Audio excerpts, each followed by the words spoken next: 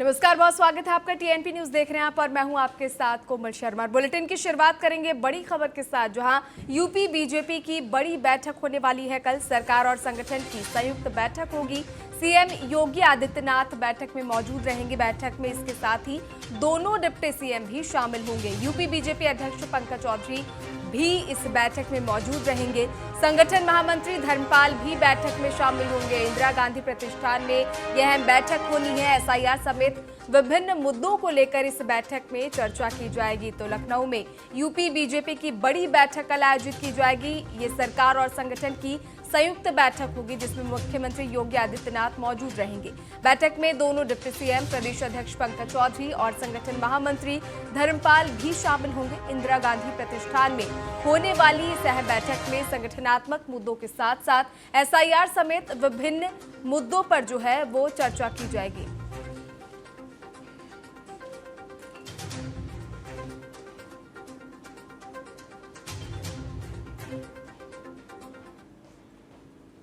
बढ़ते आगे, जहां बीजेपी नेता गौरव भाटिया ने नेता प्रतिपक्ष राहुल गांधी पर संसद सत्र के दौरान विदेश यात्रा करने और कथित तौर पर भारत विरोधी एजेंडे से जुड़ी शक्तियों से मिलने का आरोप लगाया।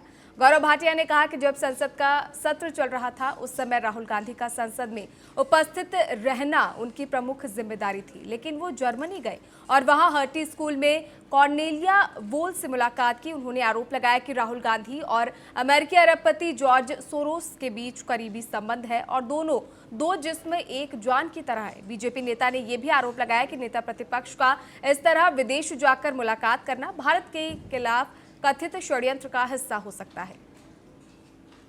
गांधी और जॉर्ज सोरोस ये ऐसे ही है जैसे दो जिस्म एक जान। और अब एक और सबूत सामने आया है। जॉर्ज सोरोस की संस्था जो है ओपन सोसाइटी फाउंडेशन, इसी की फंडिंग से सेंट्रल यूरोपियन यूनिवर्सिटी है। इस सेंट्रल यूरोपियन यूनिवर्सिटी के जो बोर्ड ऑफ ट्रस्टीज हैं, ये कागज मैं लेके आया हूं, ये जॉर्ज सोरोस द्वारा फंडेड है और नीचे जो नाम है members of board of trustees, ये है Cornelia wall, hearty school Berlin. अब ऐसा क्यों है कि राहुल गांधी जब भी संसद का सत्र शुरू होने जा रहा होता है या चल रहा होता है तो विदेशी धरती पर जाते हैं और जो भारत के शत्रु हैं, जो भारत से ईर्ष्या करते हैं, हमारी अखंडता पे प्रहार करते हैं, उनके साथ मिलते हैं, बातचीत करते हैं। यूपी के नोएडा में महाकौतिक के दूसरे दिन के शाम के सत्र का शुभारंभ उत्तराखंड के मुख्यमंत्री पुष्कर सिंह धामी ने दीप प्रज्वलित कर किया। कार्यक्रम में नोएडा के सांसद डॉक्टर महेश शर्मा और दिल्ली विधानसभा के डिप्टी स्पीकर मोहन सिंह बिष्ट भी मौजूद रहे। इस मौके पर सीएम पुष्कर सिंह धामी ने भव्य आयोजन के लिए महाकौतिक टीम की खुले दिल से प्रशंसा की। सीएम धामी ने कहा कि जिस प्रकार पर्वतीय सांस्कृतिक संस्था उत्तराखंड की लोक कला और लोक संस्कृति को राष्ट्रीय राजधानी क्षेत्र में इतनी भव्यता के साथ प्रस्तुत कर रही है, वो बेहद सराहनीय है। उनके माध्यम से निश्चित रूप से उत्तराखंड की लोक कला, लोक संस्कृति जीवन बनी रहती है और होता है। मुझे भी प्रत्येक वर्ष यहाँ पर आने का अवसर मिलता है। मैं सबको अपनी ओर से बहुत बधाई देता हूँ, शुभकामनाएं देता हूँ कि अपने घरों से दूर आकर, अपने पैतृक स्थानों से दूर रहकर भी अपनी लोक विरासत को, लोक कला को, संस्कृति को यहाँ पर जो जीवन बनाने का।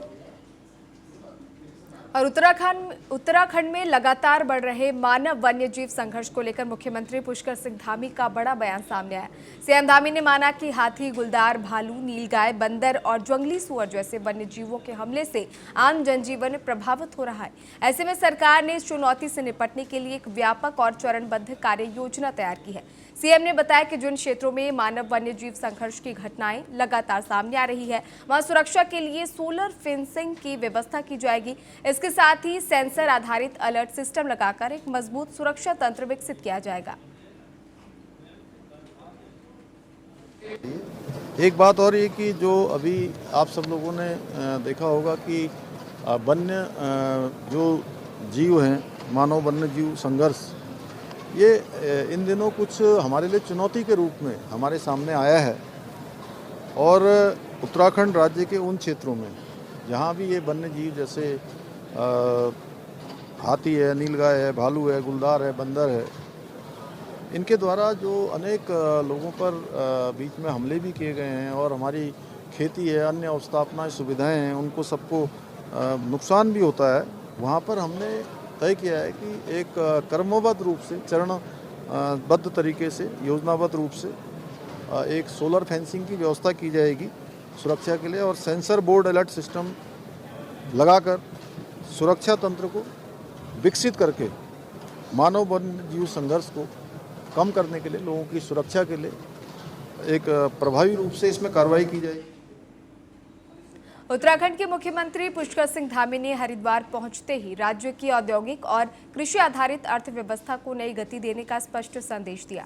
सीएम धामी ने सबसे पहले बुग्गावाला क्षेत्र में एमबी फूड प्रोसेसिंग प्लांट का विधिवत उद्घाटन किया। इसके बाद वे मशरूम प्रोसेसिंग प्लांट पहुंचे, जहां रिबन काटकर दूसरे प्लांट का शुभारंभ किया गया। उद्घाटन के बाद मुख्यमंत्री ने प्लांट की व्यवस्थाओं का निरीक्षण किया और उत्पादन प्रक्रिया की जानकारी ली।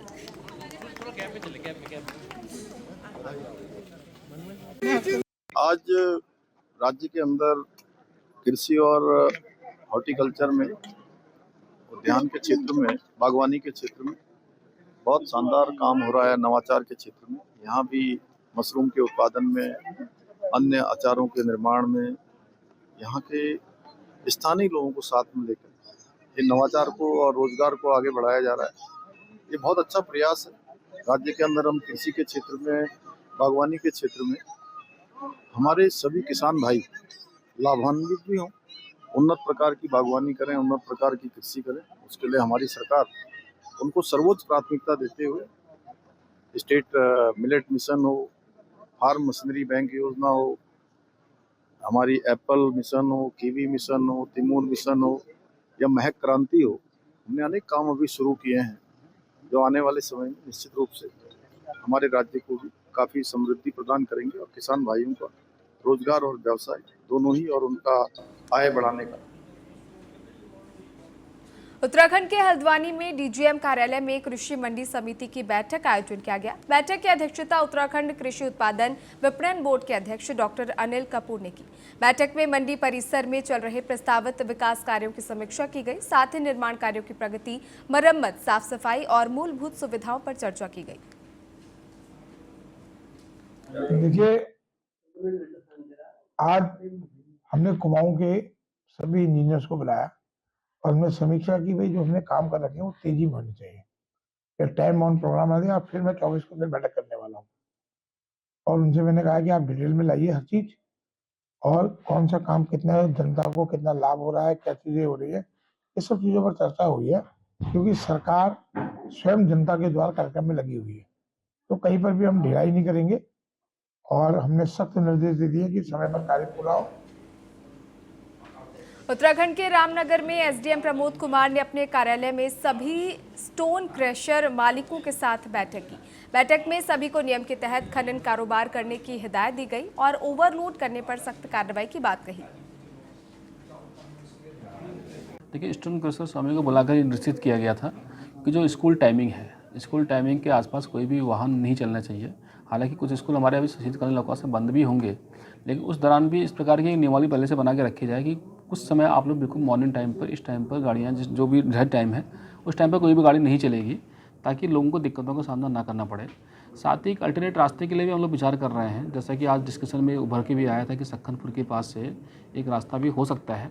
अगर ये अल्टरनेट रास्ता है, इसका भी हम लोग चेक कर लेंगे पूरा इनके साथ बैठ करके। अगर अल्टरनेट रास्ता मिल जाता तो उससे ग्रामीणों को भी सुविधा उत्पन्न हो जाएगी। साथ ही जो है शहर का ट्रैफिक, जो बड़ा गाँव का ट्रैफिक है, वो भी एक तरफ हो जाएगा सारे का सारा। घने कोहरे और शीतलहर के चलते हरिद्वार में भी कड़ाके की ठंड पड़ रही है। इसके चलते लोग घरों में दुबकने को मजबूर हैं और बाहर निकल रहे लोग भी अलाव का सहारा ले रहे हैं। ठंड से बचाव को लेकर हर की पैड़ी के आसपास बाहर से पहुंचने वाले लोगों के लिए प्रशासन और नगर निगम की ओर से अलाव की व्यवस्था की जा रही है। डीएम के निर्देश के बाद नगर निगम ने कई स्थानों पर लकड़ियों की व्यवस्था कर दी है।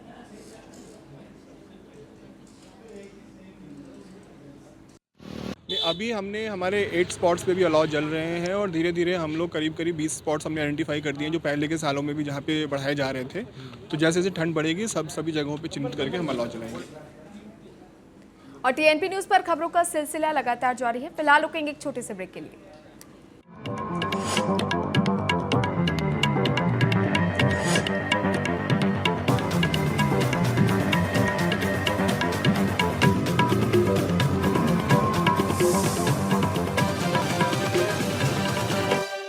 मैनपुरी में घिरोड़ थाना पुलिस और सर्विलांस टीम को बड़ी सफलता मिली है। पुलिस ने 2 शराब तस्करों को भारी मात्रा में अवैध शराब के साथ गिरफ्तार किया। आरोपी कंबाइन मशीन में शराब छुपा कर ले जा रहे थे। पुलिस ने मौके से 1140 बोतल अवैध शराब बरामद की है। गिरफ्तार आरोपी हरियाणा के रोहतक जिले का बताया जा रहा है, जो चंडीगढ़ से शराब लाकर बिहार में 2 गुने दाम पर बेचने की योजना बना रहा था। आरोपियों के खिलाफ पहले भी शराब तस्करी के मामले दर्ज है। पुलिस द्वारा आगे की कार्रवाई की जा रही है। हमारे थाना गिरोर और सर्विलांस की टीम के संयुक्त अभियान से जो अवैध रूप से शराब, अंग्रेज़ी शराब का संचरण होता है, उसके संबंध में काफ़ी दिनों से जानकारी इकट्ठी की जा रही थी और मुखबिर द्वारा जब सूचना मिली है तो हमारी थाना गिरोर और सर्विलांस की टीम ने थाना गिरोर के क्षेत्र से 2 व्यक्तियों को पकड़ा है, जो एक ट्रैक्टर ट्रॉली में जो ये थ्रेसर मशीन है इसके अंदर इसको मॉडिफाई करते हैं और इसकी जो मशीन्स हैं उनको निकालने के बाद उसमें हरियाणा से अवैध रूप से अंग्रेजी शराब का संचरण। भोपाल में बीजेपी के राष्ट्रीय महासचिव अरुण सिंह ने प्रेस कॉन्फ्रेंस कर अटल बिहारी वाजपेयी की 11वीं जयंती कार्यक्रमों की जानकारी दी। उन्होंने कहा कि अटल जी ने देश को गांव-गांव सड़क, पोखरण परीक्षण और कारगिल विजय जैसी ऐतिहासिक उपलब्धियां दी, जबकि कांग्रेस ने आपातकाल में उन्हें जेल भेजा था। अरुण सिंह ने साथ ही कहा कि अटल जी के सपनों को प्रधानमंत्री नरेंद्र मोदी पूरा कर रहे हैं। उन्होंने बताया कि 24 दिसंबर को प्रतिमा पर स्वच्छता अभियान, 25 से 31 दिसंबर तक प्रदर्शनी, लेख प्रकाशन, दीपोत्सव, रंगोली और प्रतियोगिताएं आयोजित होंगी। एक बेहद ही महत्वपूर्ण विषय पर हम सबके बाद संदर्भ में पार्टी ने निर्णय लिया है कि अटल जी के जन्म शताब्दी के अवसर पे देश भर के सभी विधानसभाओं में अटल स्मृति सम्मेलन का आयोजन होगा। अटल स्मृति सम्मेलन के अंतर्गत अटल जी का व्यक्तित्व, अटल जी का कृतित्व, अटल जी का सुशासन और अटल जी की विरासत को प्रधानमंत्री मोदी जी कैसे उसको आगे बढ़ा रहे हैं उसके बारे में चर्चा होगी। और उसी के साथ साथ जो हमारे पार्टी के वरिष्ठ नेता हैं उनका भी सम्मान। भितरवार के सामुदायिक स्वास्थ्य केंद्र में रोगी कल्याण समिति की बैठक का आयोजन किया गया, जिसमें भाजपा विधायक मोहन सिंह राठौड़ उपस्थित रहे। बैठक में पिछली बैठक के बिंदुओं की समीक्षा करते हुए स्वास्थ्य सेवाओं से जुड़ी समस्याओं और आवश्यकताओं पर चर्चा की गई। नवीन जनरेटर या सोलर ऊर्जा व्यवस्था के लिए सीएमएचओ से चर्चा कर भोपाल में मांग रखने का निर्णय लिया गया। महिला डॉक्टर की स्थायी नियुक्ति पर सहमति बनी, जिसे जल्द पूरा करने का आश्वासन दिया गया। सामुदायिक स्वास्थ्य केंद्र पे रोगी कल्याण समिति की आज बैठक थी, समीक्षा थी जो काफ़ी दिन से लंबित थी। हमारे बीएमओ साहब और सारे डॉक्टर्स, एएनएम, हमारे विधायक प्रतिनिधि और सभी मंडल अध्यक्ष, सदस्य, महामंत्री, सभी लोग आज यहाँ इसमें उपस्थित रहे और तमाम सारे ऐसे निर्णय थे जो यहाँ का जनरेटर खराब था या एक अतिरिक्त भवन की ज़रूरत है या सोलर लाइट्स की ज़रूरत है, सोलर पैनल की ज़रूरत है, हमारे जो एनआरसी है उसकी ज़रूरत है। तमाम सारी ऐसी चीज़ें थी जिस पर आज हमने निर्णय लिए। खबर मध्य प्रदेश के सतना से है, जहां बच्चों को संक्रमित ब्लड चढ़ाए जाने के बाद से प्रशासन और स्वास्थ्य विभाग की ओर से लगातार कार्रवाई की जा रही है। इस कड़ी में एसडीएम राहुल रिया ने नेतृत्व में गठित टीम ने सर्किट हाउस के पास से एक युवक और उसके साथ ही जिला अस्पताल से पकड़ने में सफलता उसे हासिल की है, जिनकी पहचान शिवम वर्मा और अंकित नामदेव के रूप में हुई है। दोनों युवक खुद को डोनर बताकर जरूरतमंद लोगों को ब्लड उपलब्ध कराते थे और इसके एवज में करीब 4,000 रुपए लेते थे।